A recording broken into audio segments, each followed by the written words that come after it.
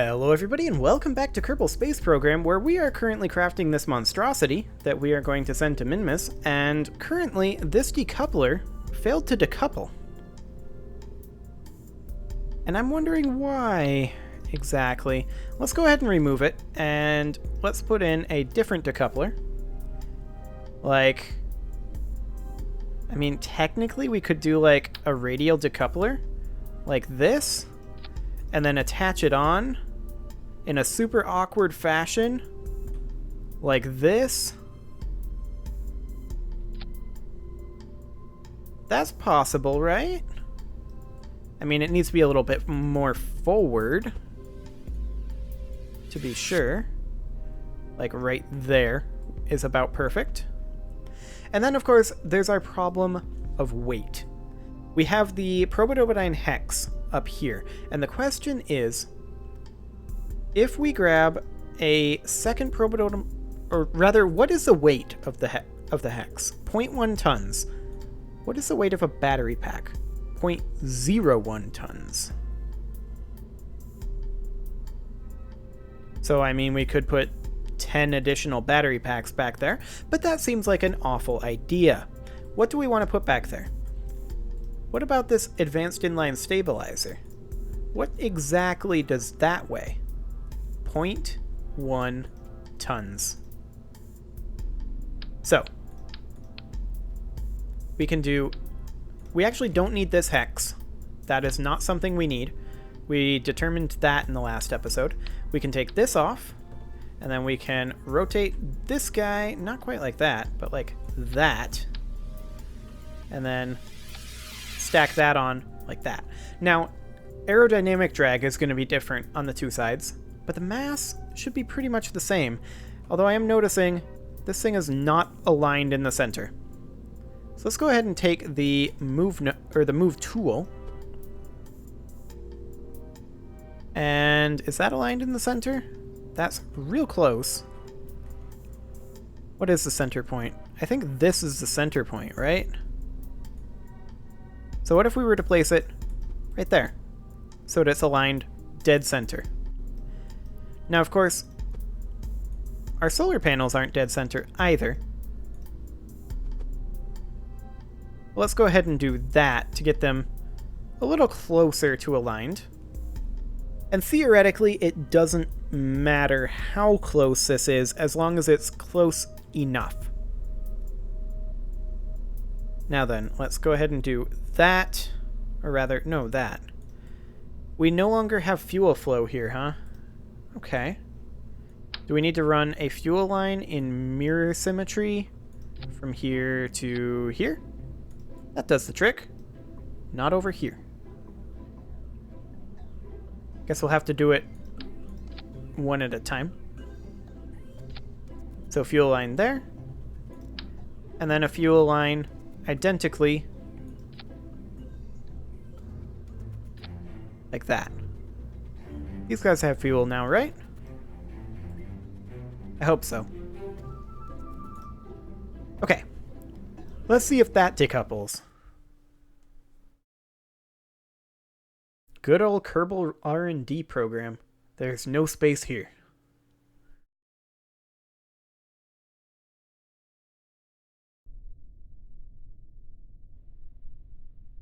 Okay, do we have thrust to weight here? No, we do not. That's fine. First thing to test.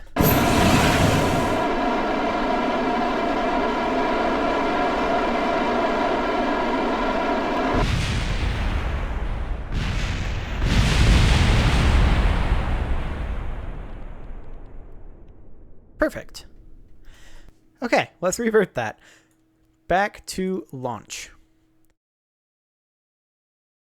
So we did learn that we have different aerodynamic drag, obviously, and it's not a perfect drop, right? The other thing that I want, well, we're going to continue iterating on this design, but I just want to make sure that this thing is working.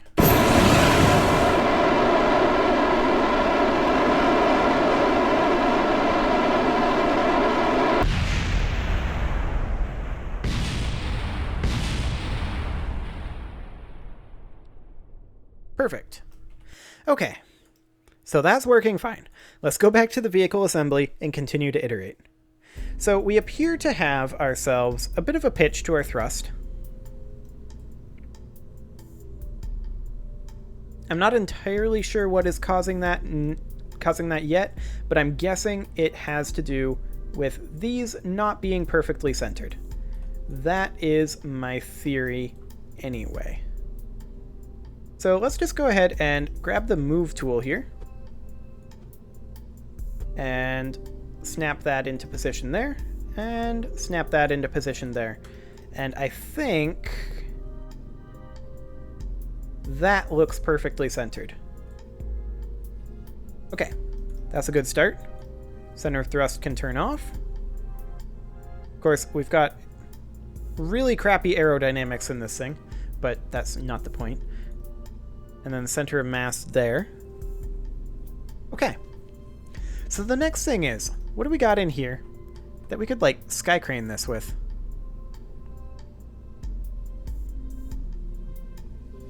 We've got hinges, we've got rotors, rotation servos. I don't think we can sky crane it. I think this is the closest we're gonna get. At least for now. I mean, technically we could put like a hinge on a decoupler, or not even a hinge, a hydraulic cylinder on a decoupler, telescope it down. But what's the point of that, really? I mean, we're going to be coming down soft enough anyway. So I just want to make sure that our thrust on the sky crane is straight enough now. And of course, we've only got 447 meters per second in this thing. That's not a lot, but it should be enough. And we may add more. I mean, we've probably got tons of thrust to weight on Minmus. I haven't even looked. We'd have to go back to the VAB. But let's go ahead and turn on brakes. And then we can, from there, control point to up.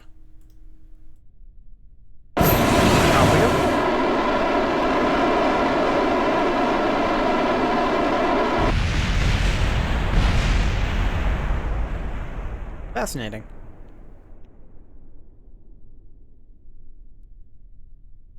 Well, I think it's ultimately doable. So let's go ahead and revert that back to the vehicle assembly once more. And I think we are basically done iterating our sky crane, per se, our landing mechanism. And then the question is, how do we encapsulate this? Like, I mean, we get a modular girder segment, place it dead center here.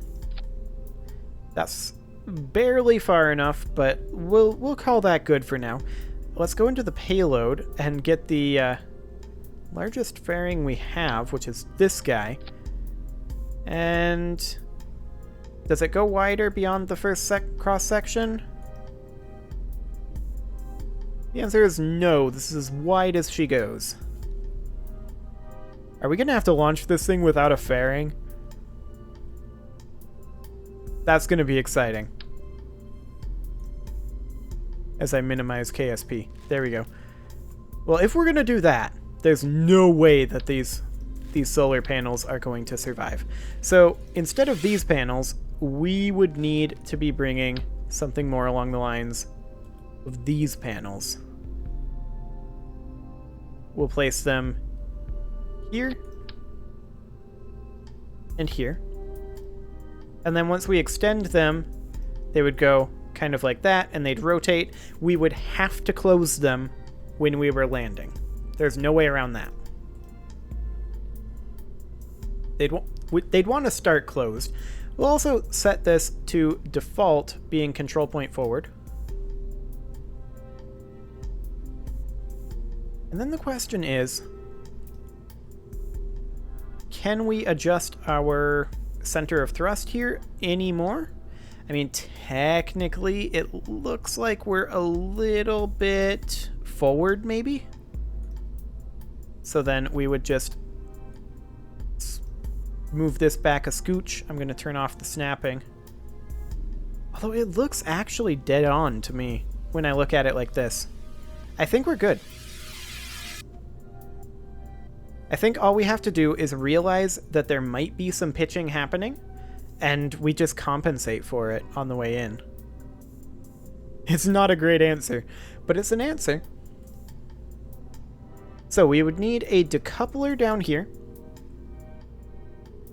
Specifically, let's go for a TD12. Dead center. Like that. Is that actually on? I don't think that's actually on. No, it didn't link on there. Okay. So we would need to go for something a little different. We could go for a radial decoupler. Place it dead center. Is that dead center? I don't think that's dead center. Use the move tool.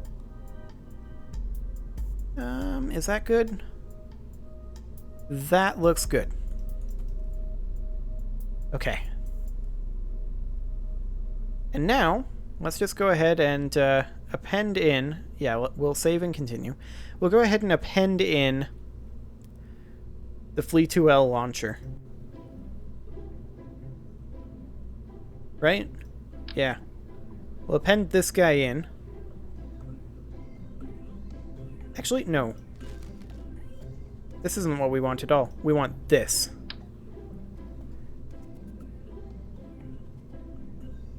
It doesn't want to link there. Fair enough. We'll link it there. And then we'll remove the pod. And this still doesn't want to link to this radial decoupler. Okay, we're going to have to do this slightly differently then. So we're going to need a... We'll do an octagonal strut. Rotated like so. Snap it in with the move tool. And can we attach to the octagonal strut? Yes, we can.